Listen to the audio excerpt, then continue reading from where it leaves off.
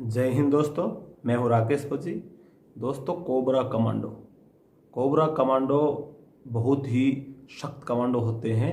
भारत के अंदर जंगल युद्ध के अंदर, मतलब जंगलों के अंदर जो युद्ध कला होती है वो कोबरा कमांडो के जैसी कला किसी भी कमांडो के पास नहीं होती। वैसे तो भारत के अंदर बहुत कमांडोज होते हैं, पैरा कमांडो होते हैं, एनएसजी कमांडो होते हैं, एसपीजी कमांडो होते हैं, लेकिन जो कोबरा कमांडो होते हैं इनकी ड्यूटी सिर्फ जंगलों के अंदर ज़्यादा ये माहिर होते हैं, जंगलों के अंदर युद्ध कला के अंदर माहिर होते हैं। भारत के अंदर जंगल में युद्ध कला में माहिर कोबरा कमांडो से ज़्यादा कोई नहीं है। विश्व के अंदर भी कोबरा कमांडो का नाम चलता है जंगलों के अंदर युद्ध करने के लिए। दोस्तों, कोबरा कमांडो अगर आपको बनना है तो कोबरा कमांडो के लिए कोई डायरेक्ट रिक्रूटमेंट नहीं होती है कि आपको कोई वैकेंसीज निकली, आपने फॉर्म अप्लाई किया और आप कोबरा कमांडो बन गए। कोबरा कमांडो सीआरपीएफ की चाइल्ड एजेंसीज है, यानी एक सीआरपीएफ का एक पार्ट है। सीआरपीएफ के अंदर जितनी यूनिट्स हैं उनमें से कोबरा कमांडो की 10 यूनिट्स को स्पेशल नियुक्त किया गया है। इसमें अगर आपको जाना है तो सबसे पहले तो आपको सीआरपीएफ के अंदर भर्ती होना पड़ेगा, उसी के बाद आप कोबरा कमांडो बन सकते हैं। कि आप किसी भी फोर्स में हैं, पैरामिलिट्री फोर्स जैसे BSF, ISSB, ITBP, Assam rifle, अन्य फोर्स में हैं, तब भी आप कोबरा कमांडो नहीं बन सकते। आपको सिर्फ सीआरपीएफ के अंदर ही भर्ती होंगे तभी आप कोबरा कमांडो बन सकते हैं।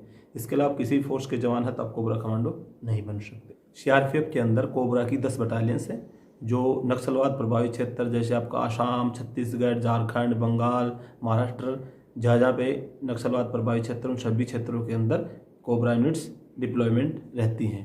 इसके अलावा अगर हम बात करें इसके अंदर जो सीआरपीएफ के जो अंदर जो जवान भर्ती होते हैं वो किस प्रकार से जा सकते हैं, इसके अंदर एक तो प्रोसेस ये होता है कि आप पहले भर्ती हुए, जैसे आप कांस्टेबल रैंक से भर्ती हुए, या आप सब इंस्पेक्टर सीपीओ से भर्ती हुए, या आप असिस्टेंट कमांडेंट यूपीएससी के थ्रू भर्ती हुए।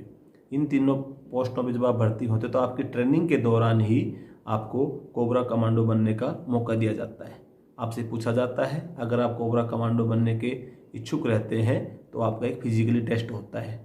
इसमें किसी प्रकार का रिटन टेस्ट नहीं होता है, इसके अंदर रनिंग होती है और उसके अलावा आपकी सीट टैप पुशअप ये सभी करवाने के बाद में अगर आप इसमें पास हो जाते हैं उसके बाद में आपको सिलेक्शन हो जाता है और आपको ट्रेनिंग के लिए बुला लिया जाता है। तो कोबरा कमांडो की ट्रेनिंग 90 दिन की ट्रेनिंग होती है।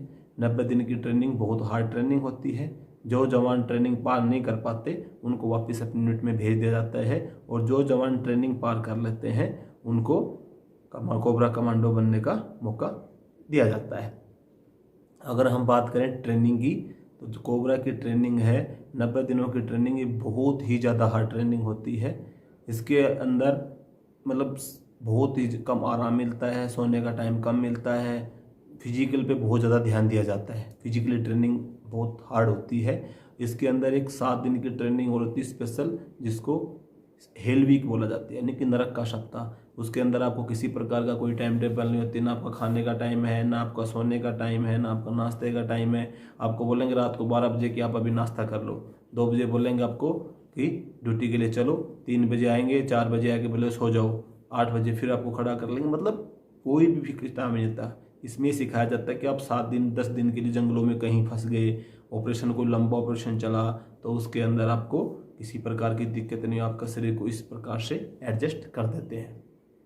अगर ट्रेनिंग के दौरान आपको कोई किसी प्रकार की तकलीफ होती है, आप बीमार हो गए, कोई शरीर के अंदर चोट आ गई, तो आपको कोई मौका नहीं मिलता, आपको वापस यूनिटी में कर दिया जाता है। आपको पूरे 90 दिन का ट्रेनिंग आपको कंप्लीट करना ही पड़ता है।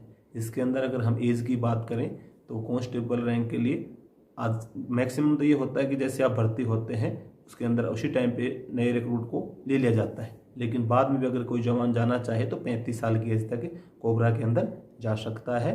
इसके अलावा जो हेड कांस्टेबल की रैंक होती है उसके अंदर एज का थोड़ा सा छूट दिया गया है, क्योंकि हेड कांस्टेबल की वैकेंसीज कोई डायरेक्ट नहीं आती है, डायरेक्ट रिक्रूटमेंट नहीं होता है। हेड कांस्टेबल डिपार्टमेंट से जो प्रमोट होते हैं वही जाते हैं, या फिर एलडीसी के थ्रू जो बनते हैं हवलदार उन्हीं को लिया जाता है इसके अंदर कोबरा के अंदर।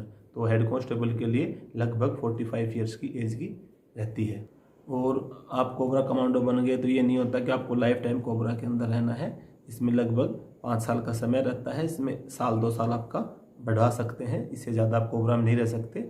उसके बाद आपको ये फ़ायदा होता है कि जैसे आप कोबरा में 5-6 साल का ट्रेन निकाला तो आप अपने नज़दीक में कोई भी आपके घर के पास, गांव के पास कोई भी सीआरपीएफ की यूनिट है तो आप अपनी चॉइस पोस्टिंग दे सकते हैं। आपकी चॉइस के हिसाब से आपको पोस्टिंग मिल जाती है। इसके अलावा अगर हम बात करें सीआरपीएफ के कोबरा कमांडो के पे वगैरह की, तो इसके अंदर 17,300 कोबरा अलाउंस मिलता है आपकी पे के अलावा। जो आपकी पे बनती है उसके अलावा 17,300 कोबरा अलाउंस मिलता है, प्लस टीपीटी एक्स्ट्रा मिलती है।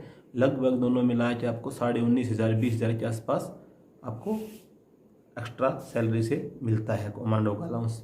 इसमें अफसर जो गजेटेड अफसर होते हैं उनका अलग मिलता है, लेकिन जो जवान होते हैं कांस्टेबल सब इंस्पेक्टर तक इनको सबको यही मिलता है। तो दोस्तों कोबरा कमांडो से संबंधित मैंने आपको जानकारी बताई कि कोबरा कमांडो कैसे बन सकते हैं।